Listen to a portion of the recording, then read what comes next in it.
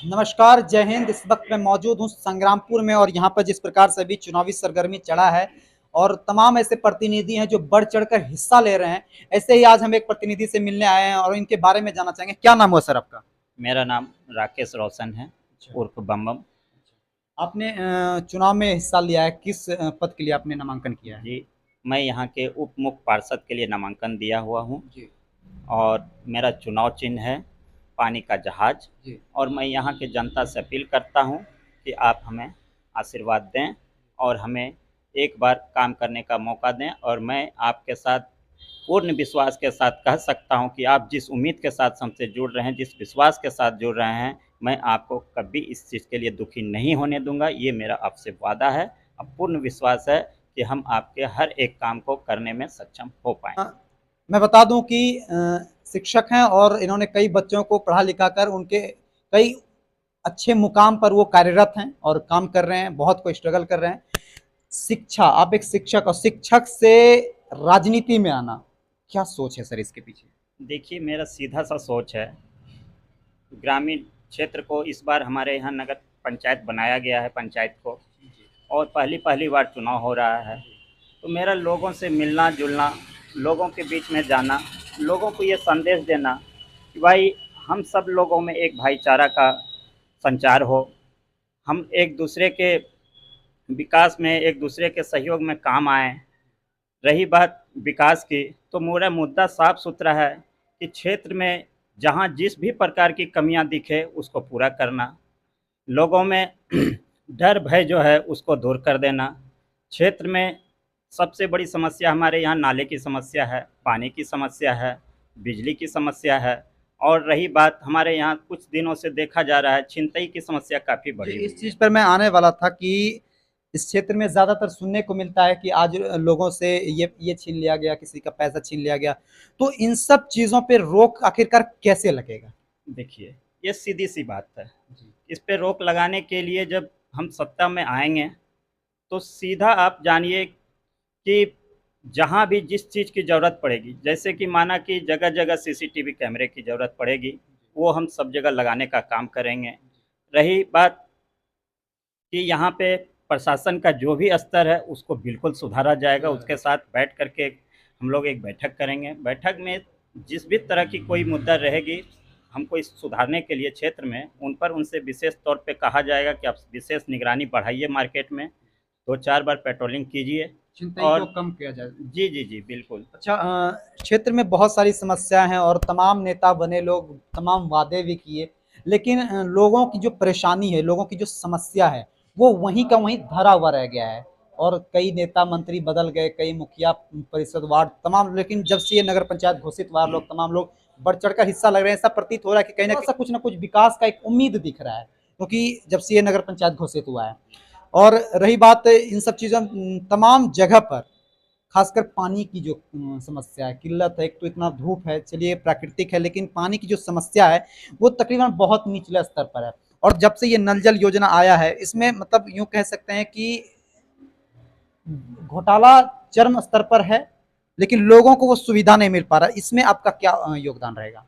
जी, देखिए, ये तो बिल्कुल सही सवाल है आपका। और मैं आपको बता देना चाहता हूँ कि जब हम आवेंगे, तो आप ये जान लीजिए कि समस्याएँ बिल्कुल भी नहीं रहेगी, क्योंकि मैं झूठा वादा नहीं करता। और मैं एक चीज़ और आपको बता देना चाहता हूँ कि मैं जो बोलता हूँ वो डंके की चोट पे करता हूँ, उसमें किसी तरह का कोई समझौता नहीं करता। और रही बात लोगों का लूट खसोट करने की, तो मैं विश्वास दिला देना चाहता हूँ यहाँ नगर पंचायत के जनता को कि लूट खसोट बिल्कुल बंद होगा, बिल्कुल जेन्युइन काम होगा। जहाँ जो चीज़ होना है वो चीज़ होगा, उसके लिए कहीं कोई बाधा नहीं बनने देंगे। क्षेत्र में और भी तमाम परेशानी है, समस्या है। एक चीज़ें जो कि ज़्यादातर उभर के आई है पिछले कुछ दिनों से, हमने खुद ही अपने चैनल पे चलाया गया था कि ये जो आवास योजना प्रधानमंत्री के द्वारा जो दिया जाता है, इनमें बहुत मतलब कह सकते हैं कि ज़्यादा लेवल पे इसमें घोटाला हुआ है। क्या इन सब चीज़ों पे कभी रोक लग सकता है? क्या इन सब चीज़ों से लोगों को जो है मुक्ति मिल सकती है? जी, बिल्कुल रोक लगेगी, बिल्कुल मुक्ति मिलेगी। और जो आवास में जो फंडिंग होता है, जो मिलना चाहिए, वो सारा उसको मिलेगा। किसी तरह के बिचौलिए के हैंड में किसी तरह का ये नहीं जाएगा, बिचौलिया इसमें बिल्कुल हावी नहीं हो पाएगा। अगर ऐसा कुछ हुआ है तो हम विश्वास दिलाते हैं कि इस तरह की घटना को हम पुरजोर तरीके से उठाएंगे और जो भी गलत संलिप्तता पाया जाएगा उसको कठोर से कठोर कानूनी कार्रवाई के तहत सजा दिलवाएंगे।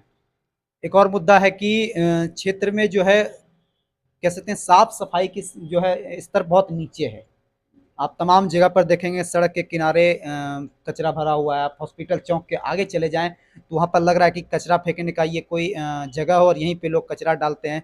इसमें कहीं ना कहीं लोगों की भी गलती है, लेकिन जो जब से नगर पंचायत घोषित हुआ है तो कहीं ना कहीं साफ सफाई का भी ध्यान रखा जाना चाहिए इन सब चीज़ों को।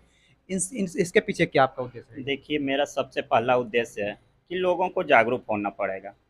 लोग को अपनी जागरूकता दिखानी होगी। लोग को समझना पड़ेगा कचरा जहाँ तहाँ जो फेंक रहे हैं उससे हमारा ही नुकसान है।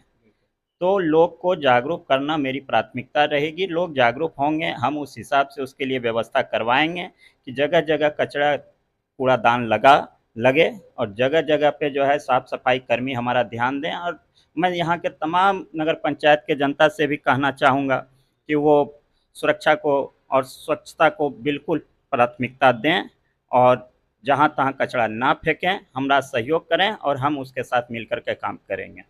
एक और मुद्दा जो बहुत ही ज़्यादा ज़रूरी है, ये है महिला सुरक्षा को लेकर। क्योंकि कुछ दिनों से हम लोग देखते हैं सोशल मीडिया के माध्यम से ये पता चलता है कि कहीं न कहीं थोड़ी-सी परेशानी होती है। तो इस क्षेत्र में ख़ास करके इस क्षेत्र में महिला सुरक्षा को लेकर आपका क्या कदम होगा? क्या कदम उठाएँगे इसको लेकर? जी, बिल्कुल। अभी आए दिन कुछ घटना हुई है, लेकिन मैं आश्वस्त कर देना चाहता हूँ कि इस तरह की घटना नहीं होगी। इसके लिए हम थाना अध्यक्ष जी को या अपने पुलिस कप्तान को बताएँगे, अपने लेटर के माध्यम से सूचित करेंगे कि हमारे यहाँ महिला पुलिस बल की तैनाती अधिक मात्रा में हो, जगह-जगह सीसीटीवी कैमरा से निगरानी हो और जिस भी प्रकार का इस तरह की घटना हो उसके ऊपर कठोर कार्रवाई की जाएगी। और कभी भी किसी भी माता बहनों को रात हो दिन हो कभी भी क्षेत्र में घूमने में कोई परेशानी ना हो, इसके लिए जब जिस हद तक हमको जाना पड़ेगा, जितनी सुरक्षा की ज़रूरत होगी हम उतना मुहैया करवाएँगे।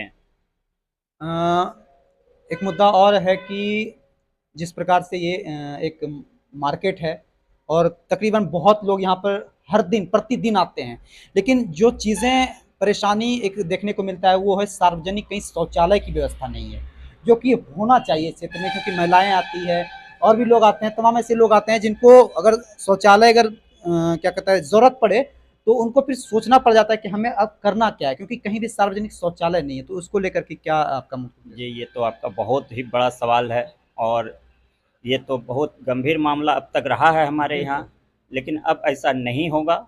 जगह-जगह शौचालय की व्यवस्था की जाएगी, उसके लिए जगह का चयन कराया जाएगा और चयन के हिसाब से जगह-जगह शौचालय की व्यवस्था करवाई जाएगी ताकि कहीं से भी आए दूर-दराज के लोगों को जहाँ-तहाँ शौच के लिए ना जाना पड़े। स्वच्छता को ध्यान में रखते हुए इन चीज़ों को हम सब जगह-जगह करवाने की पूरी कोशिश करेंगे और करवाएँगे। उम्मीद है, क्योंकि जो अब तक का सबसे बड़ा मुद्दा ये कह सकते हैं कि सार्वजनिक शौचालय होना बहुत ज़रूरी है, क्योंकि लोगों को काफ़ी परेशानी होती है और आए दिन देखने को मिलता है लोग मजबूर हो जाते हैं और ख़ास करके जब महिलाएं हों तो और भी लोग मजबूरी का सामना करना पड़ता है उनको। अच्छा, सिंचाई को लेकर, ताकि अभी जिस प्रकार से माहौल है, जिस प्रकार से धूप है, तो पानी की समस्या है, खेती बाड़ी की समस्या है।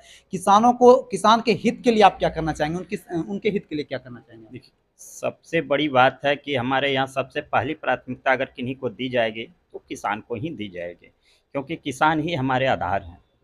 और रही बात उनके सिंचाई के लिए, तो उनके सिंचाई के लिए हर संभव प्रयास करेंगे कि समय-समय पर उसको पानी मिल जाए, समय पर उसको खाद मिल जाए, समय पे बीज मिल जाए। और उसके लिए जहाँ भी बिचौलिया अगर किसी तरह का गड़बड़ करेंगे तो मेरी पैनी नज़र उस पे रहेगी और किसान को हर संभव प्रयास करेंगे सही समय पर सही चीज़ का उपलब्ध करा देना। हम अपने क्षेत्र में जहाँ भी होगा, ख़ास करके स्टूडेंट के लिए लाइब्रेरी का व्यवस्था कराना और मेरी पहली प्राथमिकता भी रहेगी, क्योंकि बच्चों को एक जगह बैठ के स्टडी करने का जगह नहीं है। तो मेरी पहली प्राथमिकता रहेगी कि कम से कम क्षेत्र में 4 से 5 जगह लाइब्रेरी का व्यवस्था करवा देना। उसके बाद रही बात हमारे यहाँ खेल-कूद का भी अभाव है, उसके लिए भी हम प्रयासरत में हैं और आगे भी प्रयासरत में थे कि व्यवस्था किया जाएगा मैदान का। बिल्कुल, मैदान का व्यवस्था मैं इसलिए बोलना भी चाहता हूँ कि मैदान का व्यवस्था इसलिए भी ज़रूरी है कि जितने भी हमारे भाई जो कि भारतीय सेना में जाने के लिए दिन भर संघर्ष करते रहते हैं, दौड़ते हैं, उनको हमने देखा है कि वो सड़क पर दौड़ते हैं। उसका एक सबसे बड़ा कारण ये है कि उनके पास फील्ड नहीं है, मैदान नहीं है। क्या ये उपलब्ध हो सकता है उन सबों के लिए? बिल्कुल होगा, और मैदान है, लेकिन लोगों के गिरफ्त में है। उसका चयन किया जाएगा, मैदान का चौड़ीकरण भी होगा, और जहाँ पे खाली जगह है उस पर व्यवस्था किया जाएगा। खेल कूद के साथ साथ हम गार्डन का भी जुगाड़ करवाएंगे, ताकि लोग शाम में अपने बूढ़े बुजुर्ग हैं पार्क में जाएं, 10 मिनट 20 मिनट अपना घूमें टहलें, और सबों के लिए उचित व्यवस्था कराएंगे। जो नगर पंचायत में है उनको सजाने के लिए जो कदम उठाना पड़ेगा, हर एक कदम उठाया जाएगा, और समय पर उनको पूरा करा के देंगे यहाँ की जनता को। ये मेरा उससे वादा है। चलिए हम आपके जीत के लिए शुभकामनाएँ करते हैं। बहुत-बहुत बधाई आपको। जी जी, बहुत धन्यवाद आप